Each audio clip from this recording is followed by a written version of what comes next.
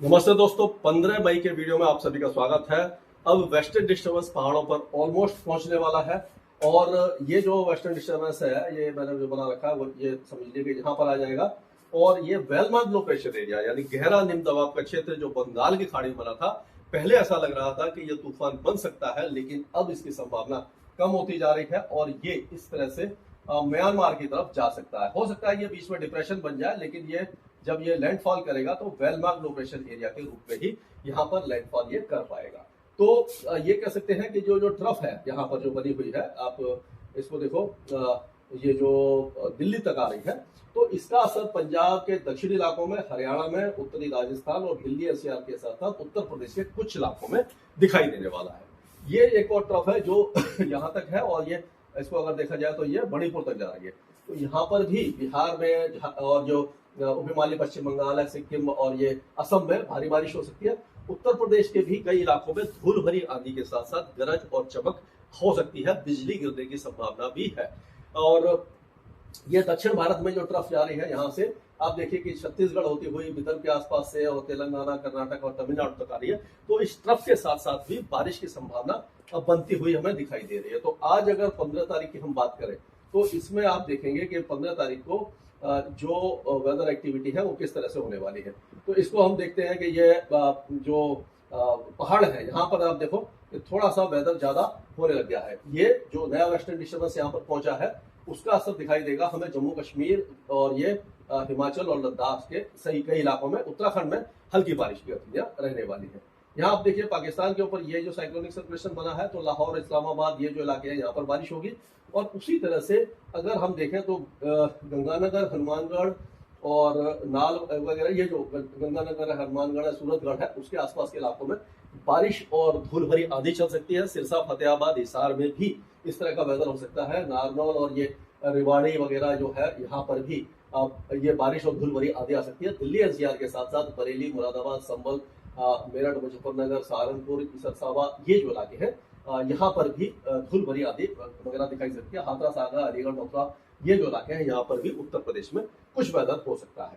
तो अब ये अगर पूर्वी भारत की तरफ चलते हैं तो आप देखिए कि पूर्वी भारत में हम देखेंगे कि जो पश्चिमी असम है, सिक्किम है, उप हिमालय पश्चिम बंगाल के साथ साथ उत्तरी बिहार में अच्छी बारिश है, पूर्वोत्तर राज्यों में अच्छी बारिश है। ये जो सिस्टम है ये हो सकता है यहाँ पर आकर के डिप्रेशन बन जाए और ये इस तरह से आगे चला जाए। और गंगे पश्चिम बंगाल में थोड़ी बहुत बारिश हो सकती है, उड़ीसा के दक्षिणी इलाकों में और जो दक्षिण छत्तीसगढ़ में बारिश है। उसी तरह से विदर्भ और मराठवाड़ा के कुछ इलाके, छत्तीसगढ़ और पूर्वी मध्य प्रदेश की बारिश देख सकते हैं। दक्षिण भारत में काफी तेज बारिश की संभावना हमें दिखाई दे रही है। अब अगर 16 तारीख की बात करते हैं तो 16 तारीख में हम देखेंगे कि जो बारिश की गतिविधियां हैं पहाड़ों पर जारी रहेगी। बाकी सारे इलाकों में ये उत्तर भारत में थोड़ी पंजाब, हरियाणा, दिल्ली में कम हो सकती है, क्योंकि जो सिस्टम हट जाएंगे और उत्तर पश्चिम दिशा से गर्म हवाएं चलेंगी, तापमान थोड़े से बढ़ने लग जाएंगे।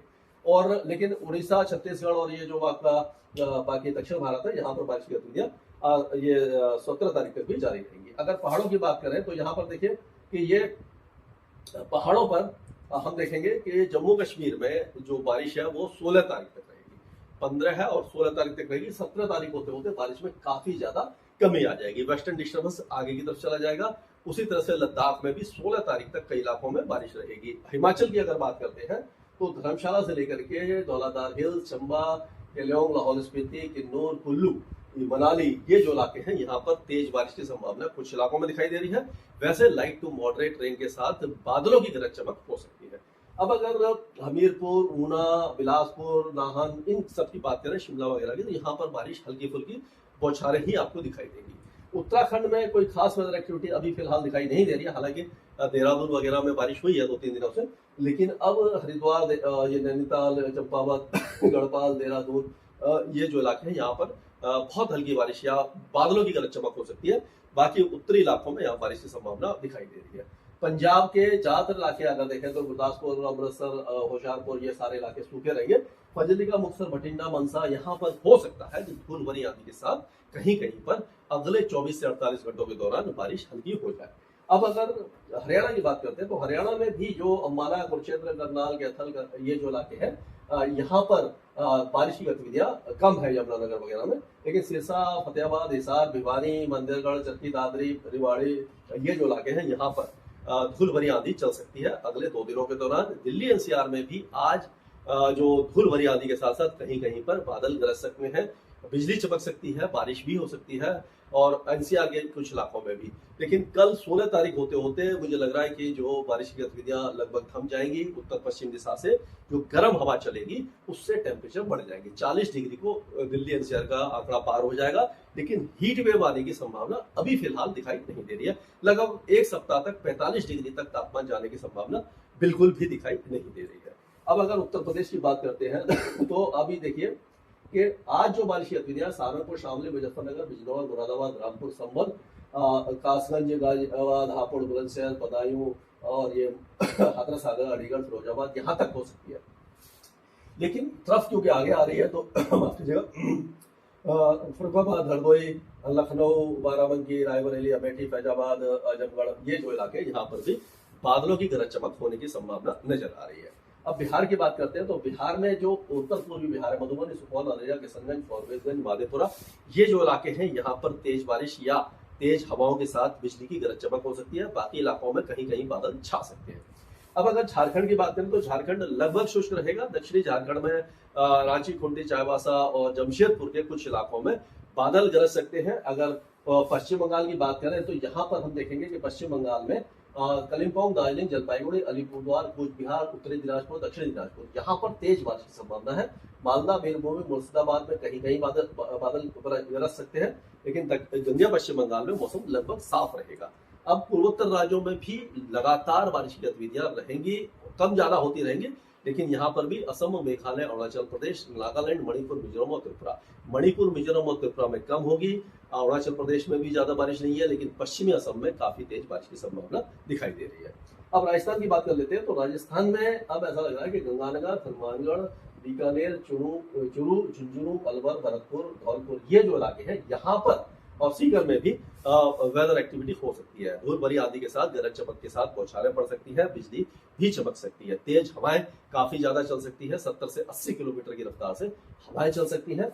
जैसलमेर, जोधपुर, बाड़मेर, सिरोही, पाली, राजसमंद, भीलवाड़ा, उदयपुर, चित्तौड़गढ़, बूंदी, कोटा, बारा, भीलवाड़ा, झालावाड़ ये सारे इलाके काफी ज्यादा गर्म होने वाले हैं। अब मध्य प्रदेश की बात करें तो मध्य प्रदेश में ज्यादा चांसेस दिखाई नहीं दे रहे हैं, लेकिन क्योंकि ट्रफ यहाँ से आ रही है तो हो सकता है उमरिया, मंडला, सिवनी, छिंदवाड़ा, बालाघाट यहाँ पर कहीं कहीं पर बादलों की गरज चमक हो जाए, लेकिन बाकी सारा इलाका गर्म रहेगा और काफी ज्यादा मतलब कि परेशान करने वाला होगा, तेज धूप रहेगी। अब ज्यादातर इलाके जो है छत्तीसगढ़ के वो भी सूखे रहेंगे। दक्षिणी छत्तीसगढ़ में हो सकता है कहीं कहीं पर बादलों की गरज चमक के साथ हल्की बौछारें पड़ जाए। यहाँ पर भी अब टेम्परेचर 40 डिग्री के ऊपर जाने वाले हैं। उड़ीसा के कई इलाके जो है वो गर्म रहेंगे, काफी ज्यादा गर्म हो जाएंगे। अंगुल और ये टीटलागढ़ वगैरह बहुत ज्यादा हीट वेव वगैरह की संभावना नजर आ रही है, लेकिन हो सकता है कि कोल्हापुर, मलकानगिरी, रायगढ़ इन इलाकों में बादलों की गरज चमक हो जाए और 16 तारीख में कुछ इलाकों में वेदर एक्टिविटी थोड़ी सी बढ़ सकती है। अब अगर गुजरात की बात करें तो गुजरात में कोई भी वेदर एक्टिविटी दिखाई नहीं दे रही है। उत्तर पश्चिम दिशा से हवाएं आना शुरू हो जाएंगी, तो यहाँ पर आप देखेंगे महेसाना, साबरकांठा, बनासकांठा, गांधीनगर, अहमदाबाद, सुरेंद्रनगर, खेड़ा, बोटाद, राजकोट ये जो इलाके काफी ज्यादा गर्म होने वाले हैं। बाकी इलाकों में भी जो मौसम बिल्कुल साफ रहेगा। अब अगर महाराष्ट्र की बात करते हैं तो महाराष्ट्र में जो ट्रफ है यहाँ से आ रही है विदर्भ और मराठवाड़ा होती हुई, तो अमरावती, नागपुर, वर्धा, अकोला, वाशिम और बीड, परभणी, धाराशिव, सोलापुर, सांगली ये जो इलाके हैं यहाँ पर बादलों की गरज चमक हो सकती है। यानी बादल आ सकते हैं, कहीं कहीं पर डस्ट स्टॉर्म, मतलब डस्ट स्टॉर्म तो नहीं होता है, यहाँ थंडर स्टॉर्म वगैरह हो सकता है और हल्की फुल्की बौछारें 2-4-5 मिनट की आ सकती है। मुंबई वगैरह साफ रहेंगे।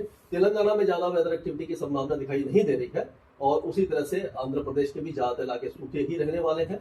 कर्नाटक के कई इलाकों में हो सकता है कोस्टल एरिया में और दक्षिणी कर्नाटका में बारिश की गतिविधियां हो जाए। केरल के कई इलाके लगातार बारिश देख रहे हैं, अभी भी यहाँ पर लगातार बारिश होगी, कुछ इलाकों में भारी बारिश हो सकती है। अंदरूनी तमिलनाडु में बहुत अच्छी बारिश दिखाई दे रही है, खास करके दक्षिणी इलाकों में विरुधुनगर, मदुरई, थेनी, डिंडुगल, करूर, तिरुचिरापल्ली, पुदुकोट्टई, शिवगंगा ये जो इलाके हैं। बाकी इलाकों में छुटपुट बौछारें रहेंगे। अंडमान और निकोबार द्वीप समूह में अगले 2 दिनों के दौरान भारी बारिश की संभावना है। वहां पर समुद्र में ऊंची लहरें उठेंगी, तेज हवाएं चलेंगी, लेकिन लक्षद्वीप में कहीं कहीं पर बारिश होगी। बाकी जो इलाके हैं वो थोड़े से धूप में रहेंगे। स्काईमेट वेदर में अभी के लिए